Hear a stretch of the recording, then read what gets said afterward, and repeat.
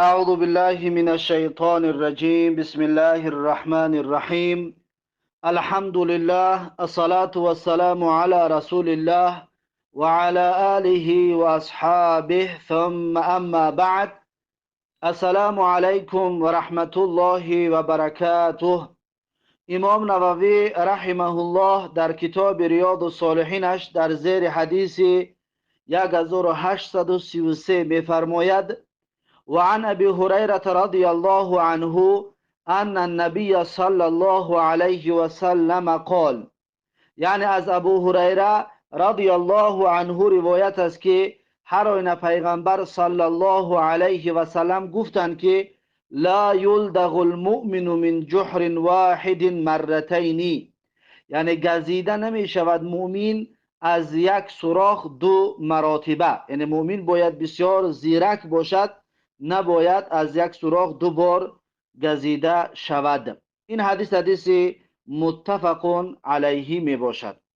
بعد از این امام نووی رحمه الله حدیث 1834 کتاب ریاض الصالحین را می آورد و می گوید و عنه قال، یعنی از ابو هریره رضی الله عنه روایت است که گفت قال رسول الله صلی الله علیه و سلم، میگه رسول الله صلی الله علیه و سلم فرمودند که ثلاثه لا یکلمهم الله یوم القیامت، یعنی سه طایفه مردمی هستند، سه گروه مردمی هستند که الله سبحانه و تعالی با اونها در روز قیامت گپ نمیزند. ولا ینظر الیهم، و الله تبارک و تعالی همچنین این سه طایفه مردم را نگاه هم نمی کند. ولا یزکیهم، و الله تبارک و تعالی همچنین این سه طایفه مردم را پاک نمی کند و پاکیزه شان نمی کند. ولهم عذاب علیم، و برای این سه طایفه مردم عذاب بسیار دردناک می باشد. پس این سه طایفه مردم کی است؟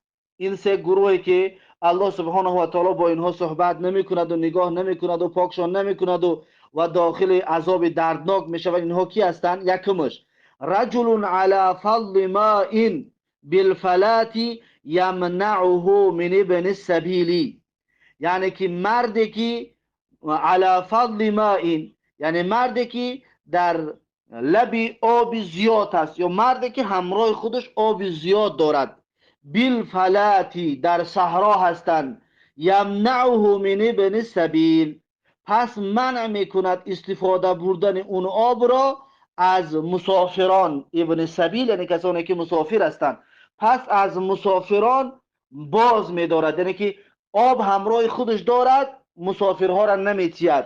یا در صحرا چاه دارد، نمیگذارد که از چاهش مسافرها استفاده ببرند. پس یکمین انسان انا همین انسان است که الله سبحانه و تعالی با این کس گپ نمیزند و در روز قیامت الله سبحانه و تعالی به این نگاه نمی کند و الله سبحانه و تعالی این را پاک نمیگرداند. این یکم. و دویم کدام طایفه مردم است؟ و رجل بایع رجلا سلعتا بعد العصر، یعنی مردی که فروخته است بر مرد دیگر کالای را، سلعه را، چیزی را فروخته است بعد نماز عصر، بعد نماز عصر چیزی را فروخته است. فحلف بالله لاخذها بكذا و کذا، پس میگه قسم یاد کرده است به الله تبارک و تعالی که لاخذها بكذا و کذا، یعنی خریده است همین کالایش را، که همین چیزی فروختگیش را به فلان فلان مقدار، یعنی که میگه که من این را مثلا فلان مقدار سوم ده خریدم، گفته قسم یاد کردگی است. فصدقه و هو علی غیر ذلك، پس میگه اون خریدار باور کرده است این فروشنده را، و هو علی غیر ذلك، در حالی که اون فروشنده اون چیزی که وعده کردگی است، اون چیزی که گفته ایستاده است به اون مقدار نخریده است. یعنی دروغ، قسمی بر دروغ خوردگی است که من فلان مقدار خریدم اما همون مقدار نخریده است. الله جل جلاله میگه همچنین این مرد رو هم در روز قیامت همراهش صحبت نمی کند و الله نگاهش نمی کند و الله پاکش نمی کند و این مردم همچنین در عذاب دردناک الله گرفتارش میکند. بعد نماز عصر، یعنی که این در این هنگام یک چیز فروختن بر دروغ گناهش بزرگتر است، اما در دیگر وقتا هم گناه دارد انسان یک چیز بر دروغ بفروشد، یعنی که مثلا 100 سوم خریده بگه 150 سوم خریدم گفته بفروشد، قسم های دروغ بخورد، این گناه دارد، معصیت است. اما مخصوص بعد از عصر این اکنون گناهش بزرگتر و کلانتر می باشد. این دوم طایفه مردمی بودن که الله سبحانه و تعالی با اینها صحبت نمی کند. خب سیمش کی است؟ میگه و رجل بایع اماما، و مردی که بیعت کرده است با امام، با سرلشکر یا با پیشوای یا با زمامدار انسان، مردی که بیعت کرده است، چی مرد باشد چی زن، لا یبایعه الا لدنیا، یعنی لا یبایعه یعنی بیعت نمی کند مگر برای دنیا، یعنی بیعت کرده است و مقصد و منظورش به دست آوردن دنیا هست. فان اعطاه منها وفا، پس اگر که بدهد این انسان را اون پادشاه منها یکی از این دنیا، یکان چیزی از دنیا که براش داد، وفا، پس در این بیعتش وفا میکند، در بیعتش ثابت قدم میماند و اظهار میکند که از بیعتی کردگیش خرسند و راضی است و مشکلی ندارد. و این لم یعطیه منها، و اگر ندهد این مرد را اون پادشاه از دنیا، لم یفی، پس این مرد دیگر وفا نمی کند، در بیعتش باقی نمیماند، زیرا که مقصد از بیعتش چی است؟ مقصد از بیعتش به دست آوردن دنیا که بود. وقتی دنیا را که به دست نیاورد میگه در بیعتش لم یفی، یعنی وفا نمی کند و باقی نمیماند. پس این مردم همچنین در روز قیامت الله سبحانه و تعالی با این صحبت نمی کند و نگاهش نمی کند و الله سبحانه و تعالی این مرد را پاک نمی گرداند و داخل عذاب دردناکش می کند. این حدیث متفق علیه است. این بود سه طایفه مردمی که الله سبحانه و تعالی در این سختی ها و مشکلات گرفتارشان می کند. این بود حدیث 1834 کتاب ریاض الصالحین. بعد از این امام نووی رحمه الله حدیث 1835 کتاب ریاض الصالحین را می آورد و می گوید و عنه عن النبی صلی الله علیه و سلم قال، یعنی که عنه یعنی از ابو هریره رضی الله عنه روایت است از پیغمبر صلی الله علیه و سلم که پیغمبر صلی الله علیه و سلم گفتند بین النفختین 40، یعنی در بین دو نفخ سور، دو بار که در سور دمانده می شود، یک بار برای قیامت، یک بار برای قیامت برپا شدن که قیامت می شود هم هلاک می شود هم می میرد، و دویم بار که با هم زنده گردانده می شود. پس میگه در بین انا همین دو نفخ سور 40 یک چیله است، یعنی چیل هست، 40 یعنی چیل هست. قالو، پس میگه کسانی که شنیدن که چیل هست، یعنی چیل نفهمیدن که چی است، پرسان شدن که یا ابا هریره، ای ابو هریره 40 یوما، یعنی که از سور یکم تا سور دویم 40 روز است. قال ابیتو، حضرت ابو هریره گفت که نمیدونم. قالوا 40 سنه، باز پرسان شدن که ابو هریره آیا این 40 سال هست؟ قال ابیتو، گفت که من نمیدونم. قالوا 40 شهرا، ای ابو هریره گفتن آیا این 40 ماه است؟ قال ابیتو، گفت که من نمیدونم.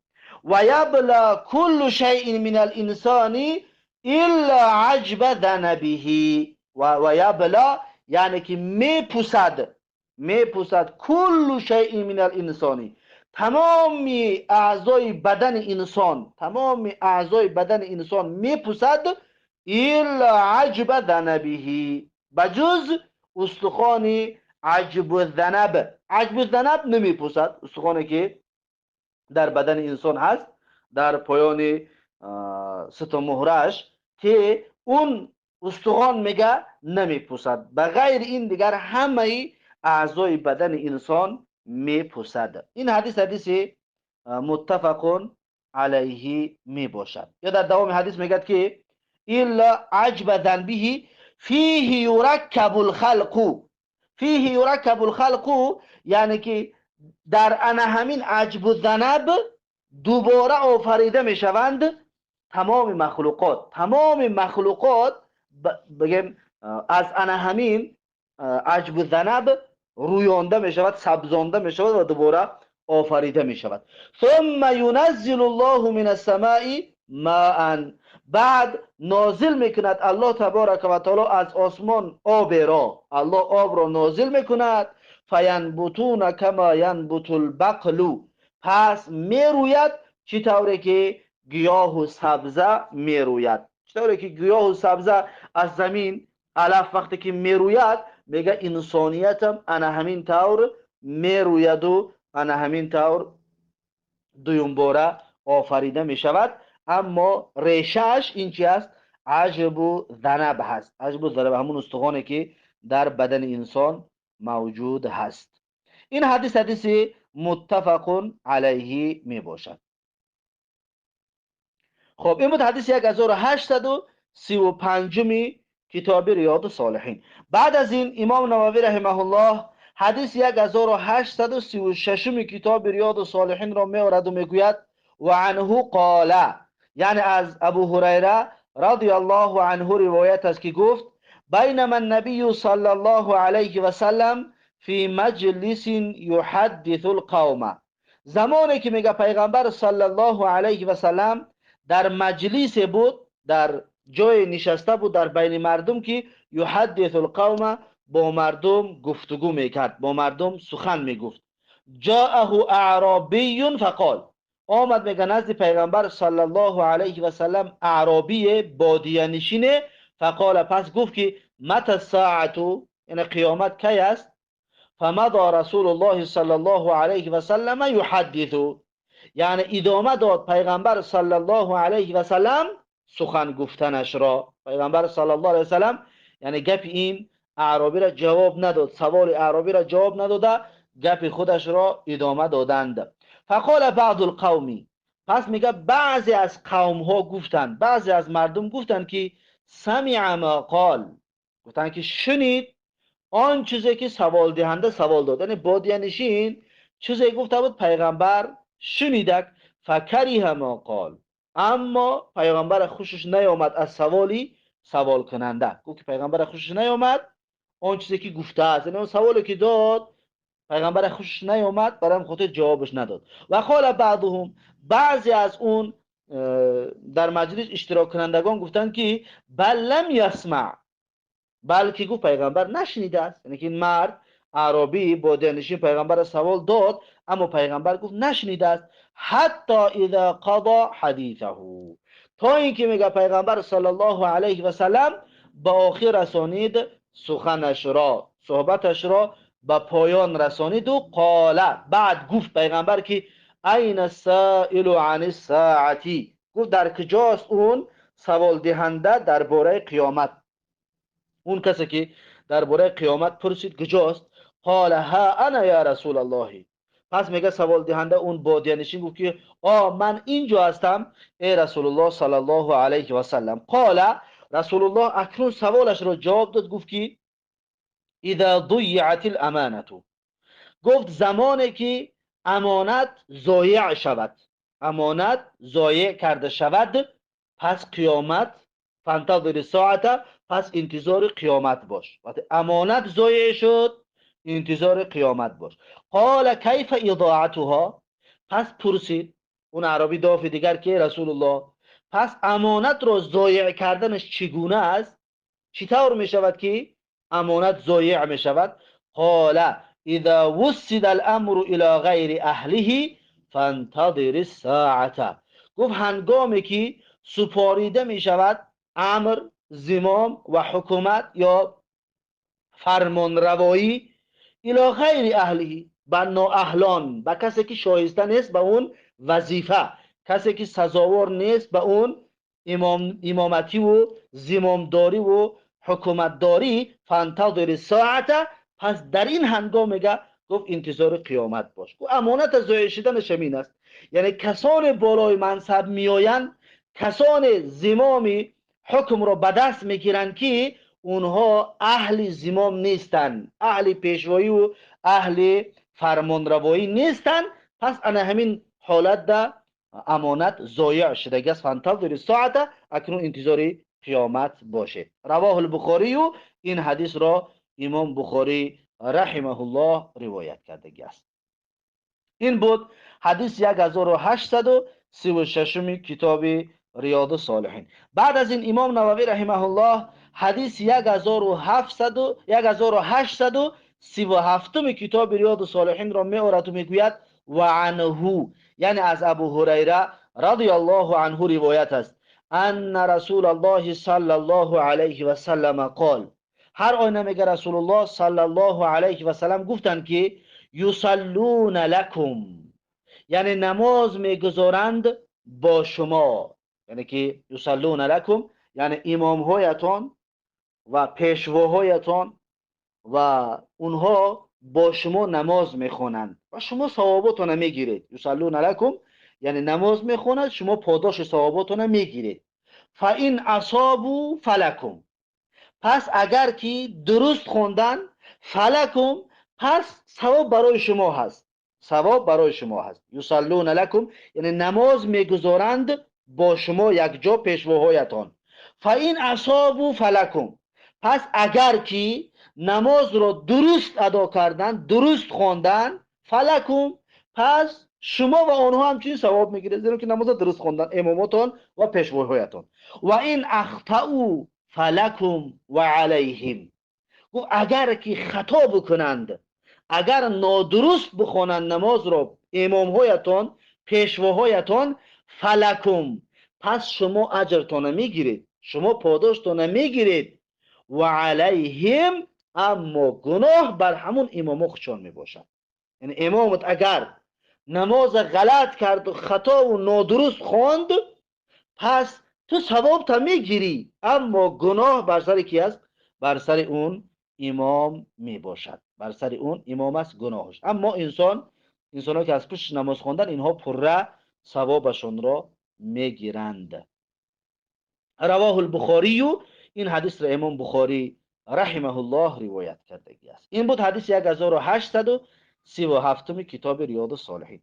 بعد از این امام نووی رحمه الله حدیث 1838 کتاب ریاض الصالحین را میآورد و میگوید و عنه رضی الله عنه، یعنی از ابو هریره رضی الله عنه روایت است که میگوید کنتم، الله سبحانه و تعالی در سوره آل عمران آیت 110 گفته است که کنتم خیر امت اخرجت للناس، یعنی که شما هستید از بهترین امت که پدید آورده شدگی هستید، برآورده شدگی هستید، خلق شدگی هستید شما برای مردم، یعنی شما بهترین مردم هستید و برای مردم خلق شدگی هستید. یعنی که در دامش میگه که زمانی که شما امر معروف و نهی از منکر بکنید، پس بهترین مردم هستید.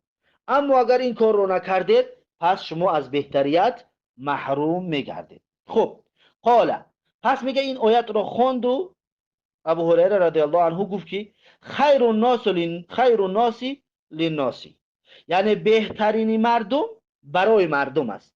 یعنی چی؟ یعنی کسی که برای مردم خدمت میکند، اون بهترین مردم است. یاتون بهم فی السلالل، یاتون بهم فی السلالل، یعنی که آنها را یاتون یعنی که می آورند، بهم یعنی که آنها را، آنها یعنی که کافران را، یاتون بهم یعنی میارن کافران را فی السلاسل در زنجیرهای بسته، در گردنهاشون زنجیر است، یعنی اسیر میگیرند، کافرها را اسیر میگیرند و میارن فی السلاسل فی اعناقهم، یعنی که در گردنهایشون زنجیر هاست. حتی یدخلوا فی الاسلام، تا اینکه اون اسیرهایی که از کافرها گرفته بودن مسلمان ها، اونها چیکار میکنن؟ اونها داخل اسلام میشن، یعنی که مسلمان میشوند، ایمان میارن، اسلام میارند. پس در همین صورت شما گفت چی میشوید؟ بهترین مردم میشوید. در همین صورت بهترین مردم هستید. یعنی چی؟ یعنی دعوت میکنید، دعوت میکنید و سبب اسلام آوردن دیگرها میشوید که حدیث بعدی هم تقریبا به همین معنی هست. بعد امام نووی رحمه الله معنیشو بیان میکنن. میگه که حدیث 1839 و عنه عن النبی صلی الله علیه و سلم قال، یعنی از ابو هریره رضی الله عنه همچنین روایت است از پیغمبر صلی الله علیه و سلم که رسول الله گفتن عجب الله عز وجل من قوم یدخلون الجنة فی السلاسل، یعنی که میگه الله جل جلاله گفته است که عجب الله، یعنی تعجب میکند الله تبارک و تعالی از قومی که یدخلون الجنة فی السلاسل، یعنی داخل جنت میشوند با زنجیرهای بسته، زنجیرها در گردنهایشان هستند و داخل جنت میشوند. یعنی که اسلام میارن، زنجیرها بگیم اسیر میغلطند و مسلمان میشوند. میگه رواه البخاری، و هر دین حدیث رو، حدیث 1838 همچنین حدیث 1839 رو میگه هر دویش رو امام بخاری رحمه الله روایت کرده است. معنای حدیث چیست؟ میگه معناش که یؤسرون، یعنی اسیر میغلطند. یعنی معنای هر دی همین حدیثی که در آخر خواندیم 1838 1839 میگه معناش که یعنی اسیر میغلطند، کافرها اسیر میغلطند. و یقیدون و یقیدون، یعنی که در بند میشوند، بگیم بعد به دست میافتند و اسیر میشوند. ثم یسلمون، بعد اسلام میارن، ایمان میارن. فیدخلون الجنة، پس اینها داخل جنت میشوند.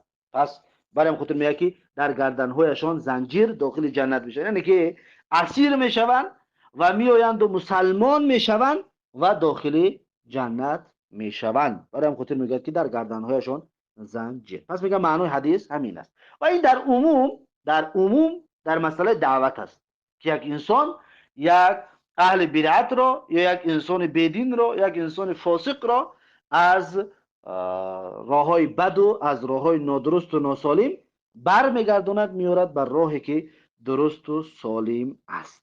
هر کسی که بیارد اون را، اون کی است؟ خیر الناس است، یعنی بهترین مردم است، یعنی که دعوت میکنه در راه دین. خب این بود حدیث 1838 و حدیث 1839. بعد از این امام نووی رحمه الله حدیثی 1840 کتاب ریاض الصالحین را می آورد و میگوید و عنه عن النبی صلی الله علیه و سلم قال، یعنی که از ابو هریره رضی الله عنه روایت است از پیغمبر صلی الله علیه و سلم که گفت احب البلاد الی الله مساجدها، یعنی محبوب ترین کشورها یا محبوب ترین زمین ها در نزد الله جل جلاله مسجد ها می باشد. افضل ترین جا مسجد است. و ابغض البلاد الی الله اسواقها، یعنی که منفورترین و بدترین زمین ها در نزد الله جل جلاله این بازارها می باشد. بازارها منفورترین زمین ها هستند. رواه مسلم، این حدیث را امام مسلم رحمه الله روایت کرده است. این بود حدیث 1840 کتاب ریاض الصالحین.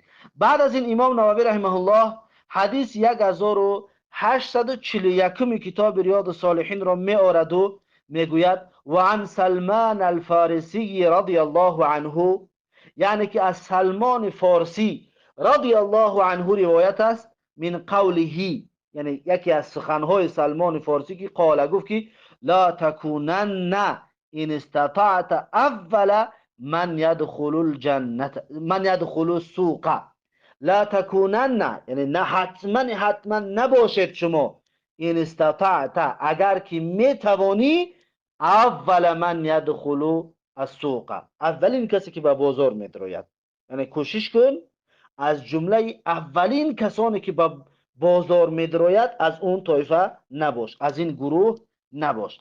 ولا آخر من یخرج منها، و همچنین از جمله آخرین کسی که از بازار میبراید از اینها هم نباش.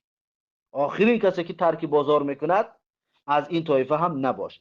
فانها معرکة الشیطانی، پس هر آینه بازارها اینها جولانگاهی معرکه و زمین مبارزه بردن شیطان است.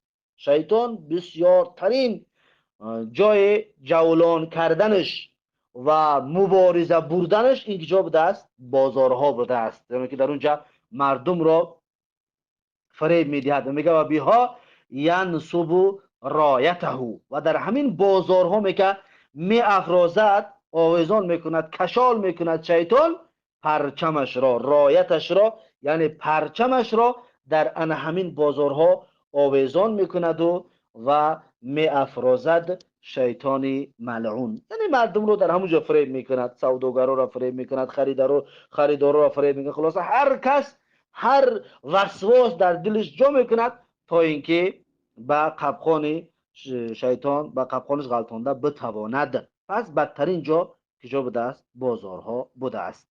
رواه مسلمون هکذا، میگه امام مسلم انا همین طور روایتش کرده است، به همین طریقی که خواندیم همین طور میگه امام مسلم روایتش کرده است. و رواه البرقانی فی صحیحه، و برقانی یا که برقانی در صحیحش ان سلمان قال، از سلمان روایت کرده میگوید که قال رسول الله صلی الله علیه و سلم، میگه رسول الله صلی الله علیه و سلم گفته است که لا تکن اول من یدخل السوق، یعنی نباش از جمله اولین کسانی که به بازار میدراید، ولا آخر من یخرج منها، و همچنین نباش از جمله آخرین کسانی که از بازار بیرون میبرایند. فیها باد شیطان و فرخ، میگه فیها باد شیطان یعنی در بازارها است که تخم گناه را گذاشتگی است شیطان.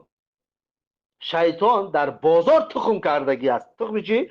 تخم گناه و معصیت و دشمنی و عداوت و فریب و نیرنگ و همه چیز را در بازار شیطان کاشتگی است. و فرخه، و در بازار شیطان چوجه برآوردگی است، چوجه گرداندگی است، یا چوجه هاش در بازار قرار دادگی است شیطانی ملعون. چوجه های شیطان ملعون کی است؟ همون کسانی که گپ شیطان را میگیرند و همون کسانی که از دنبال وسواس شیطان میروند و مردم فریبی میکنند یا حق خوری میکنند، اینها که هستند همون چوجه های شیطان ملعون میباشند. و علما میگن که فرخه یعنی که چوجه هاش شیطان گذاشته است. به خاطر چی میگن دیده پیغمبر صلی الله علیه و سلم گفت که فرخه؟ میگه منظورش این است که چطوری که وقتی که مرغ پیش پیش میرود چوجه ها از دنبال مادرشان میرود، از دنبال مرغ میرود، پس میگه این بازار و میشیشتگی هایی که وسواس شیطان رو میگیرن در برابر شیطان میگه با مثل همون چوجه ها میرن، برای خاطر میگه فرخه، برای میگه که چوجه های شیطان در بازار کی است؟ همون تاجران یا همون خریداران، مشتری های فریبگر و نیرنگ بازو و فریب دهنده، انا همون ها چوجه های شیطان ملعون میباشند. خب این بود دو روایت در زیر حدیث 1841 کتاب ریاض الصالحین که در روایت اول این سخن را نسبت دادن به امام به سلمان فارسی، یعنی روایت اول ببین قول سلمان فارسی است گفت. اما برقانی که برقانی میگوید که در صحیح آوردگی است که سلمان فارسی این حدیث رو از پیغمبر گفته است، این سخن پیغمبر است، سخن پیغمبر صلی الله علیه و سلم میباشد. خب بعد از این امام نووی رحمه الله حدیث 1842 کتاب ریاض الصالحین را می آورد، میگوید و عن عاصم الاحولی، یعنی از عاصم احول روایت است، عن عبدالله ابن سرجیس رضی الله عنه قال، از عبدالله ابن سرجیس رضی الله عنه روایت است که گفت قلت لرسول الله صلی الله علیه و سلم، میگه گفتم پیغمبر صلی الله علیه و سلم را که یا رسول الله غفر الله لك، میگه گفتم که رسول الله الله تو را ببخشد. قال ولک، میگه پیغمبر صلی الله علیه و سلم در جواب این دعای من گفت که همین طور تو را، ولک یعنی برای تو هم همچنین، یعنی الله تو را هم ببخشد. قال عاصم، عاصم احول میگوید که فقلت له، پس میگه گفتم برایش که استغفر لك رسول الله صلی الله علیه و سلم، یعنی آیا استغفار کردگی هست برای تو پیغمبر صلی الله علیه و سلم؟ آیا برای تو رسول الله صلی الله علیه و سلم استغفار کردگی هست؟ قال نعم ولک، بگو که بله همچنین برای تو. یعنی پیغمبر صلی الله علیه و سلم برای منم دعا کردگی است، استغفار کردگی است و برای تو هم همچنین. ثم تلا هذه الآیه، بعد میگه این آیت رو تلاوت کرد، این آیت رو خوان که سوره محمد آیت 19 است: واستغفر لذنبك وللمؤمنین والمؤمنات. یعنی طلب مغفرت کن ای پیغمبر برای گناهان خودت و برای گناهان مؤمن مردان و برای گناهان مؤمن زنها. پس این آیت دلیل است که پیغمبر صلی الله علیه و سلم برای مؤمن مردان و مؤمن زنها طلب استغفار کردگی هست، طلب استغفار کرده است. یعنی که فقط عاصم بن الاحول گفت که غفر الله یا رسول الله غفر الله لك، پیغمبر لک گفت، فقط برای دعا نکرده، بلکه آیات قرآن ثابت میگه که پیغمبر در حق تمام مؤمن ها دعا کرده، طلب استغفار کرده است برای تمام مؤمن مرد و مؤمن زن. رواه مسلم، این حدیث را امام مسلم رحمه الله روایت کردگی هست. این بود حدیث 1842 کتاب ریاض الصالحین. بعد از این امام نووی رحمه الله حدیثی 1843 کتاب ریاض الصالحین را می آورد و میگوید: و عن ابی مسعود الانصاری رضی الله عنه قال، یعنی از ابو مسعود انصاری رضی الله عنه روایت است که گفت: قال النبی صلی الله علیه و سلم، میگه پیغمبر صلی الله علیه و سلم گفتند که این مما ادرک الناس من کلام النبوة الاولى، هر آینه میگه از جمله اون چیزی که به دست آوردگی هستند مردم از سخن پیغمبران گذشته، اون چیزی که مردم از سخن پیغمبران گذشته به دست آوردگی هستند، این سخن است که میگویند اذا لم تستحی فاصنع ما شئت، یعنی هنگامی که حیا نداری، هنگامی که شرم نداری، هنگامی که ایزا نمیکشی، فاصنع ما شئت، پس انجام بده هر کاری را که میخواهی. وقتی که حیا نداری پس چیزی میخواهی انجام بده. میگه این سخن است که از پیغمبران گذشته مردم به دست آوردند و در ذهن مردم مانده است. رواه البخاری، و این حدیث را امام بخاری رحمه الله روایت کردگی هست.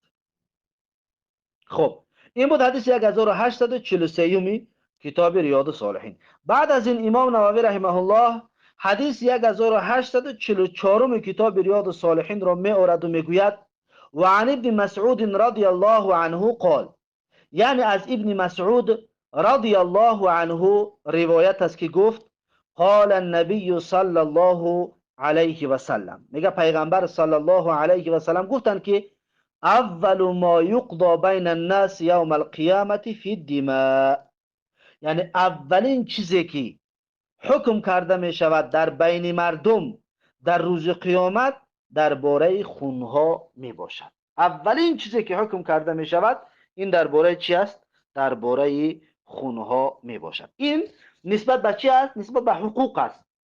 نسبت به حقوق همین است که اولین چیزی که الله میپرسد درباره خونها است. اما درباره عبادات اولین چیزی که الله میپرسد اون چی است؟ نماز است. درباره عبادات اولین چیزی که میپرسد نماز است. اما درباره حقوق اولین چیزی که الله میپرسد این خونها میباشد. این حدیث متفق علیه میباشد. این بود حدیث 1844 کتاب ریاض الصالحین. بعد از این امام نووی رحمه الله حدیث 1845 کتاب ریاض الصالحین را می آورد و میگوید: و عن عایشه رضی الله عنها قالت، یعنی از عایشه رضی الله عنها روایت است که گفت: قال رسول الله صلی الله علیه و سلم، میگه رسول الله صلی الله علیه و سلم فرمودند که خلقت الملائکه من نور، یعنی خلق شدگی هستند ملائکه ها از نور، ملائکه ها از نور خلق شدگی هستند. و خلق الجان من مارج من نار، و خلق شدگی هستند شیطان ها از شعله از آتش، از شعله آتش خلق شدگی هستند جن ها یا که جان شیطان ها. و خلق آدم مما وصف لكم، و خلق شدگی از آدم علیه السلام از اون چیزی که وصف گردیده است برای شما. یعنی اون چیزی که الله گفتگی از آدم رو از چی خلق کرد؟ منها خلقناکم و فیها نعیدکم و منها نخرجکم تارة اخرى. یعنی که الله سبحانه و تعالی گفتگی است که انسان رو ما از چی خلق کردیم؟ از خاک خلق کردیم. زیرا که منها خلقناکم، این از زمین خاک ما شما رو خلق کردیم. یعنی که از گل خلق کردگی است که الله سبحانه و تعالی انسانیت را از گل خلق کرده است. اما ملائکه را از نور و جنها را از شعله آتش خلق کردگی هست. خب این بود، این روایتی رواه مسلم، این حدیث را امام مسلم روایت میکند. این بود حدیث 1845 کتاب ریاض الصالحین. بعد از این امام نووی رحمه الله حدیث 1846 کتاب ریاض الصالحین را میآورد و میگوید و عنها رضی الله عنها قال، یعنی از عایشه رضی الله عنها روایت است که گفت کان خلق نبی الله صلی الله علیه و سلم القرآن، یعنی اخلاق پیغمبر صلی الله علیه و سلم میگه قرآن بود. یعنی پیغمبر صلی الله علیه و سلم اخلاقش و رفتارش و عاداتش قرآن بود. هر صفت نیکی که در قرآن میخواند میگه اون در پیغمبر بود. یا در بعضی قولات میاد که قرآن زنده بود پیغمبر صلی الله علیه و سلم که در بین مردم میرفت. یعنی که تمامی فعل و رفتار و گفتار و معاملش به طبق قرآن بود، یا قرآن زنده بود. پس اخلاق پیغمبر چی بود؟ قرآن بود. یعنی که به قرآن اون چیزی گفتگی است به همون عمل میکرد. رواه مسلم فی جمله حدیث طویل. این قولی که حالا خواندیم از حضرت عایشه رضی الله عنها، این را میگه امام مسلم در ضمن یک حدیث طولانی روایت کرده. یعنی این حدیث خیلی حدیث طولانی هست، این یک حصه از همون حدیث می باشد. این بود حدیث 1846 کتاب ریاض الصالحین. بعد از این امام نووی رحمه الله حدیث 1847 کتاب ریاض الصالحین را می آورد، میگوید و عنها قالت، یعنی که از حضرت عایشه رضی الله عنها روایت است که گفت قال رسول الله صلی الله علیه و سلم، میگه رسول الله صلی الله علیه و سلم فرمودند که من احب لقاء الله احب الله لقاءه، یعنی هر کسی که دوست بدارد دیدار الله جل جلاله را، دوست می‌دارد الله تبارک و تعالی دیدار این بنده را. هر کسی که دیدار الله را دوست می‌دارد الله هم دیدار این بنده را دوست می‌دارد.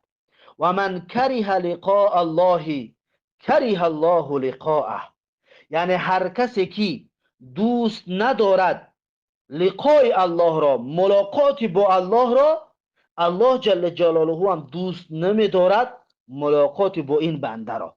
کسی که دیدار الله را، ملاقات با الله را دوست ندارد، الله هم دیدار این را و ملاقات با این بنده را دوست نمی‌دارد. فقلت یا رسول الله، پس حضرت عایشه رضی الله عنها میگه گفتم که ای رسول الله کراهیت الموت، یعنی آیا این همون بد دیدن مرگ است؟ یعنی کسی که مرگ رو بد ببیند یعنی دیدار الله رو بد میبیند، یعنی همین است معناش؟ فکلنا نکره الموت، اگر این طور باشه گفت هممون گفت مرگ دوست نمیداریم، پس هممون گفت مرگ دوست نمیداریم، آیا معناش همین است؟ قال لیس كذلك، پیغمبر صلی الله علیه و سلم گفتن که نه این طور نیست، لیس كذلك، این طور نیست، ولكن المؤمن، ولكن گفت انسان مؤمن اذا بشر برحمت الله و رضوانه و جنته احب لقاء الله، یعنی هنگامی که بشارت داده می شود بر رحمت الله، بر رازگی الله، بر جنت الله، دوست می دارد ملاقات با الله را. فاحب الله لقاءه، پس الله جل جلاله دوست می دارد ملاقات با بنده اش را. یعنی که وقتی که انسان در سکرات مرگ می شود، پس ملائکه می آید، اگر انسان صالح باشد ملائکه می آید رحمت الله را براش بیان میکند و برای راضیگی الله را تقدیم میکنه که الله از تو ای بنده راضی است تو، پس الله سبحانه و تعالی برای تو جنت و جایگاهش رو در جنت برای این انسانی که جان میدهد نشان میدهد. پس اینها را که میبیند این انسان میگه، اینها را که میبیند احب لقاء الله، لقای الله را، دیدار با الله را، ملاقات با الله را این انسان دوست میدارد. فاحب الله لقاءه، پس الله هم دوست میدارد ملاقات با این بندهش را، دیدار با این بندهش را. میگه و ان الکافر، اما میگه کافر و هر آینه کافر، اذا بشر بعذاب الله و سخطه، وقتی که بشارت داده می شود به عذاب الله و به غضب الله، کره لقاء الله، اکنون دوست نمی دارد ملاقات با الله را، و کره الله لقاءه، و همچنین دوست نمی دارد الله جل جلاله ملاقات کردن با این کافر ملعون را. پس انسانی که کافر باشد، انسان بدین، در حالت مرگش ملائکه های عذاب میان بالای سرش و غضب و خشم الله را براش بیان میکنن و جایگاهش در جهنم براش تقدیم میکنن. این عذاب رو میبیند، این دهشت رو میبیند، دیگر مردن رو نمیخواهد، زیرا که بعد از مردن اون عذاب و دهشت و همه سختی ها انتظارش است.